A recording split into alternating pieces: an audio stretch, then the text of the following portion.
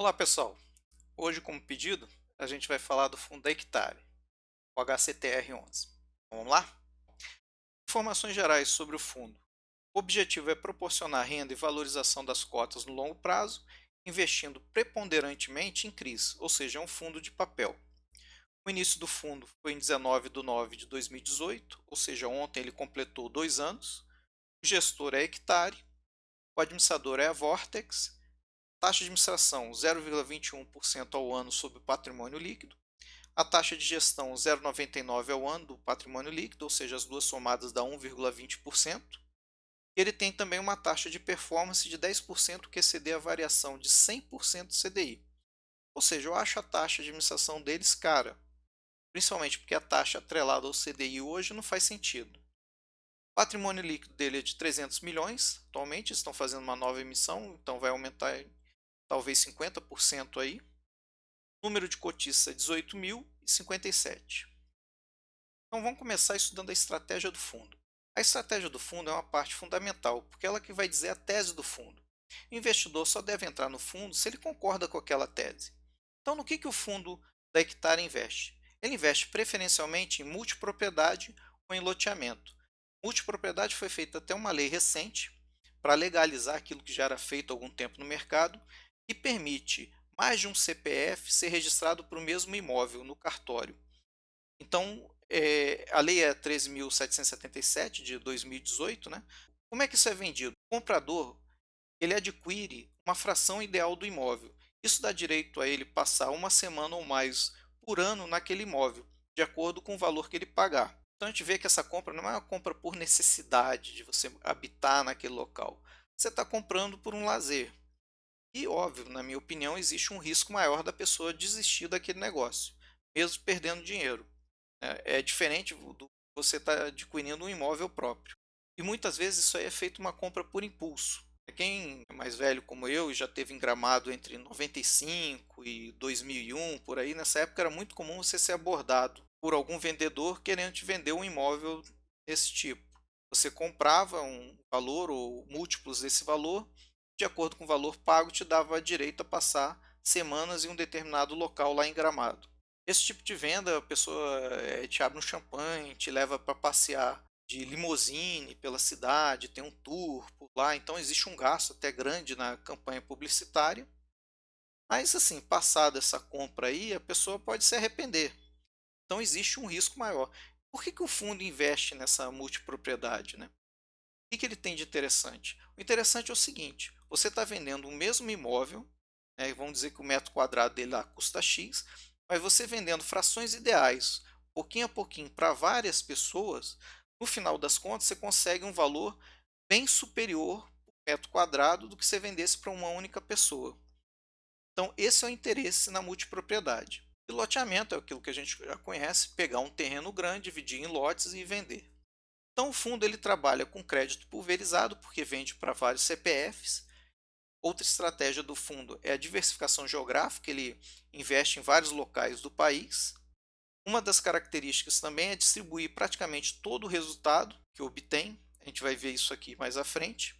E a análise que ele faz dos investimentos, ele tem um banco de dados próprio, ele procura investigar a, a probabilidade de uma pessoa pagar por aquilo que está adquirindo e também o histórico de inadimplência na região. Eles acompanham as operações de perto. E outra pergunta muito recorrente é quando que o fundo faz emissão, né? O Lucas, que é um estrategista-chefe lá, ele sempre fala: eu faço emissão sempre que eu tenho pipeline. Ou seja, se ele tem um negócio em vista, que ele está praticamente fechado, ele faz emissão para pegar o dinheiro e já tem aonde alocar. Outra parte fundamental para se entender é a segurança.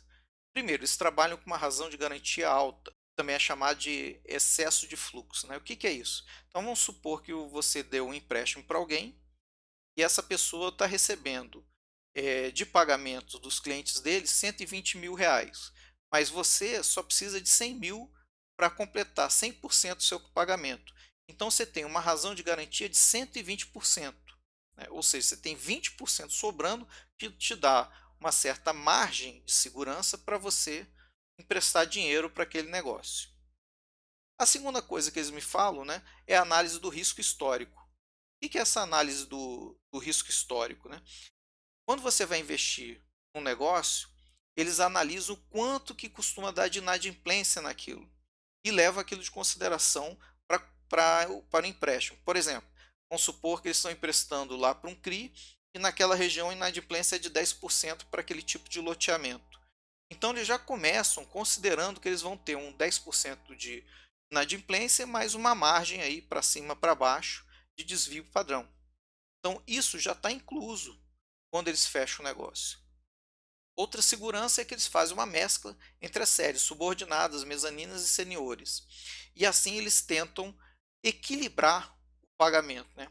Uma série sênior paga menos do que uma série subordinada, mas por outro lado, ela te dá uma garantia maior. Se tiver uma inadimplência, ela influi primeiro no CRI subordinado e só chega na série sênior depois, quando a inadimplência aumenta.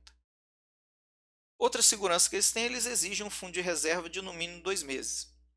Então, se por algum motivo naquele mês o fundo não conseguiu completar o pagamento, eles podem ir lá sacar do fundo de reserva, emitir uma certidão via cartório para o construtor ir lá e completar de novo esse fundo de reserva.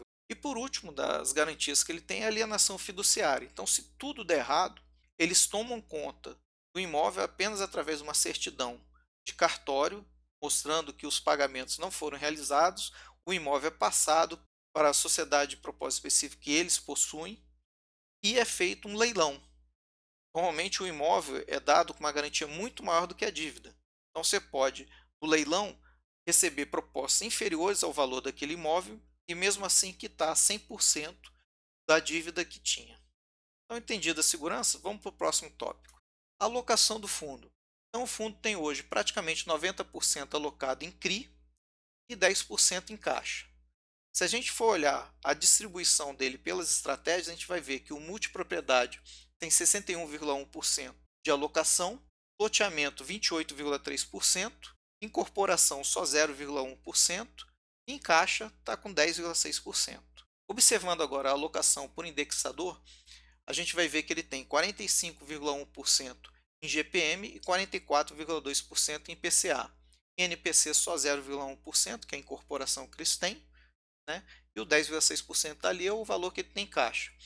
Apesar dele falar que ele recebe PCA mais 12% e GPM mais 11,9%, na verdade ele arredondou esses valores, são um pouquinho menores. Eu fiz o cálculo aqui, e na verdade ele recebe IGPM mais 11,87% e IPCA ele recebe 11,80%. Por que eu fiz esse cálculo, né? Quem já viu minhas séries lá sobre a parte básica de estudo sabe que 0,1% no longo prazo faz muita diferença. Então, por causa disso, eu faço questão de continuar calculando esses valores. Então, retornando aqui para o nosso estudo, a diversificação, como eu falei, que é uma das características do fundo, ele procura diversificar no país inteiro, né? A gente vai ver uma certa concentração em São Paulo, de 30% dos CRIs dele, né? Minas Gerais vem em seguida, em torno de 17%, e assim por diante. Mas a gente vê que ele está bem distribuído no país. Qual é a situação atual do fundo, né? O fundo não teve inadimplência no mês, a quinta emissão arrecadou 100 milhões e as cotas foram integralizadas em 14 de julho. O montante adicional e as sobras foram integralizados no mês seguinte, em agosto.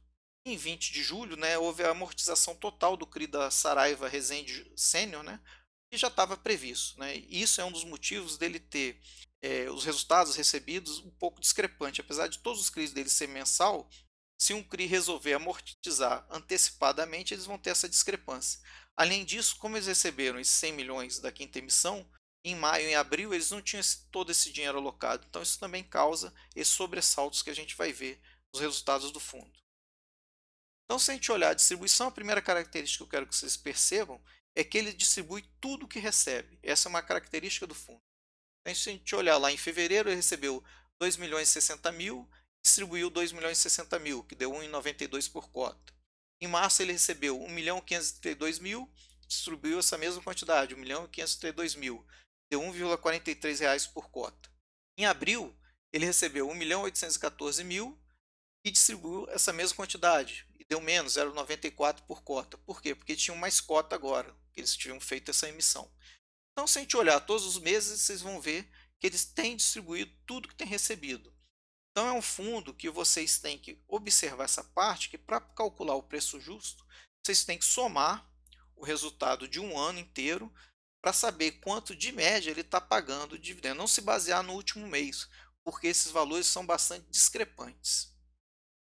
A liquidez do fundo, o fundo, apesar de ser um fundo pequeno, tem uma liquidez boa, né, dá mais ou menos 1 milhão por dia, então isso não é uma preocupação para quem está investindo até 100 mil e tal, não vai ter problema de entrar e sair desse fundo. A quinta emissão, para que eu quero chamar a atenção aqui? Eu quero ver se o fundo está conseguindo alocar a valores crescentes ou decrescentes. E a gente vai observar que o fundo tem conseguido taxas um pouquinho melhores do que as anteriores, né? Então, se a gente olhar o CRI Urbanis, a série sênior dele investiu 1,8 milhão, conseguiu o IGPM mais 11,50%, excelente valor para uma série sênior. A subordinada ele também investiu 1,8 milhão e está conseguindo IGPM mais 15,5%. A Buona Vitar, a série sênior está pagando IPCA mais 9,50 e a mezanino IPCA mais 14,25. É uma média muito boa. A One Praias é uma série única, né? Ele investiu 8,5 milhões a uma taxa de GPM mais 12%. A Semara 2, a série sênior, investindo 9,8 milhões e pagando IPCA mais 9,70%. E a Morada Verde, uma série única, que eles investiram 3,3 milhões, pagando IPCA mais 12,50%. Então a gente vê uma pequena subida nas taxas que eles estão conseguindo captar. Então eu espero que no médio prazo aí o fundo pague um pouquinho mais do que está pagando agora. E por fim, né, falando da sexta emissão, né, a database dele foi dia 16/9/2020. Né, o direito de preferência vai do dia 18 ao dia 30 de setembro.